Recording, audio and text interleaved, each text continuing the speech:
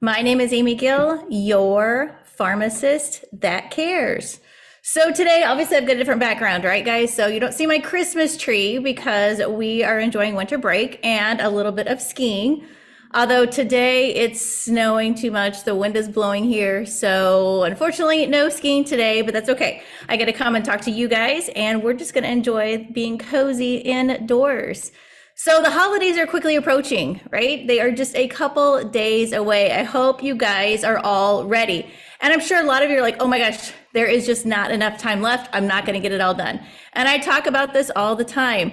It's okay. Whatever gets done, gets done. Nobody really cares. It's the point of being together. So that kind of leads into what I want to talk about today. So today is part 3 of my series, The 6 Pillars of Lifestyle Medicine. So today I want to talk about number 5, which is stress. And how much more fitting that I bring it to you today, just a few days before Christmas. So stress is absolutely key when it comes to our health and wellness. If you are under constant stress, it is not good on your body. Obviously, you're going to see things like high blood pressure, right? And you cannot sustain that. If you constantly have high blood pressure, that's not going to be good for your health. You don't want to have to go and get on blood pressure medication, come see me, keep monitoring it, all those things. So one way you can help, besides of course your eating and your exercise, is stress management, which is so important. People that are under high stress also experience a lot of headaches. And again, you're probably going to come to me to get headache medication, whether over the counter or prescription. And if the stressors are constantly there, the medication really isn't going to do its job. It might dull it for a little bit, but it's going to come back. So with anything, we need to look to the root of the problem and how can we address that? And if it's stress, that's where we need to start. And of course, if your blood pressure is high all the time and you're constant under the stress, you're going to put stress on your heart as well.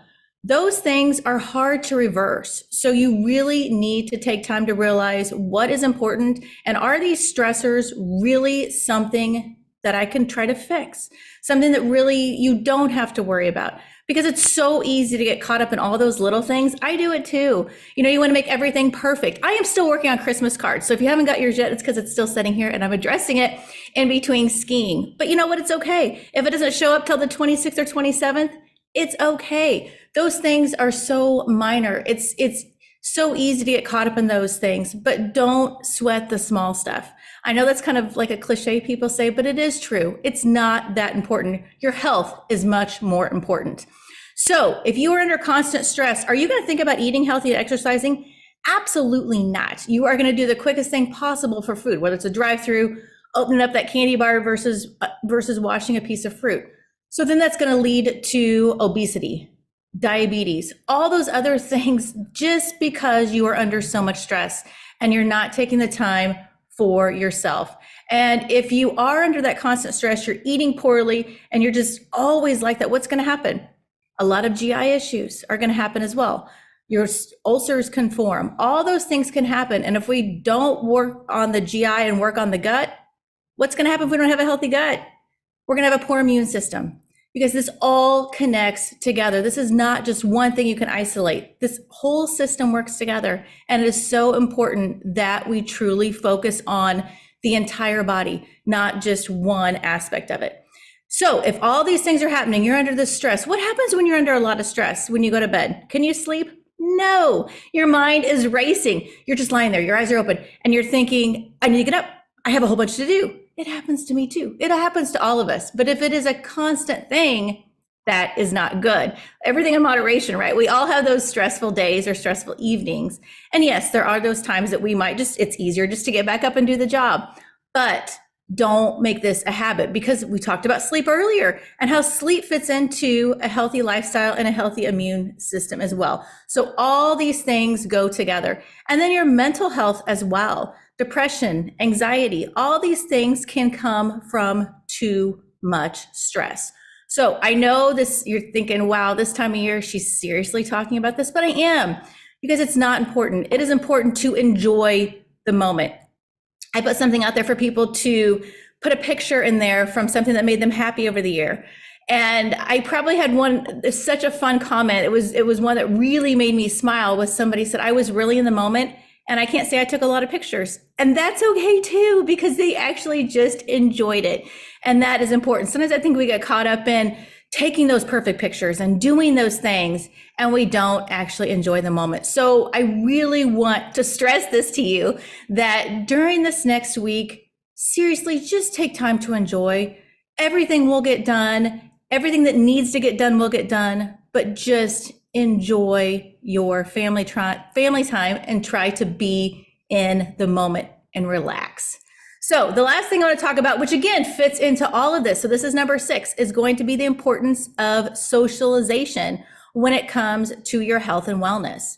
Now, it's been a tough past several years when so many people have been in such isolation. And that has really affected their health and wellness, especially their mental health. Because if you are alone all the time, you don't have that help with the emotional support. Yes, you can reach out on the phone and you can do that, but there is something about that person being right there that makes a huge difference. So socialization is important for that feeling of not being lonely, for that feeling of being part of something, to be around your friends, your family. That is absolutely key. And when we do that, and when we're having those conversations and being in those activities, it's going to help sharpen our memory and our cognitive skills. If you have nobody to talk to but yourself all the time, that is not going to help sharpen these things. So it is so important that we get out there and we be around those people.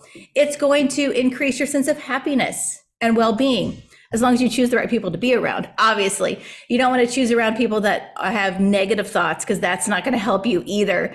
But you do, there's something about being around those people, being in that environment, that really can just lift you up. And it actually lowers your stress, which is what we were just talking about, right? So being in group activities like exercise classes, networking, lunch events, even going to parties, all those things are ways that you can lower your stress by being around people, hearing the sounds, eating the food, talking to people. That is so key to help lower that stress. And those things are all coming up right now as we are getting ready for the holidays. And why do you think retirement communities are popping up everywhere? I mean, have you guys noticed there's not enough land and not enough space to put up all these retirement communities? Why? Because the elderly know it is better to be together.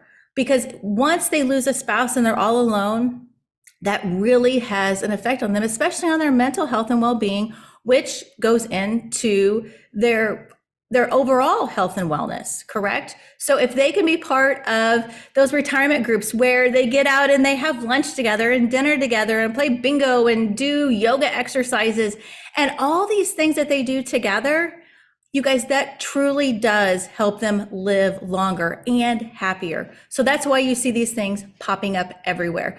So socialization is absolutely key. To me, it's one of, I know there were 6 pillars, and each of them have their own thing, but the socialization really kind of brings it all together, brings all these things together that I've been talking about that you can do, even the exercise, the eating well, all these things, because if you do it together, it's much more fun than trying to do these things alone. So I hope you guys have enjoyed the 3-part series.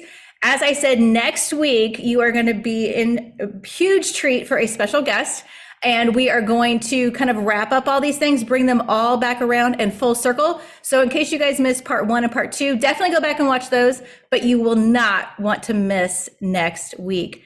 I hope you guys have a wonderful holiday weekend. Relax, enjoy, take those pictures, but remember to enjoy the moment. My name is Amy Gill, your pharmacist.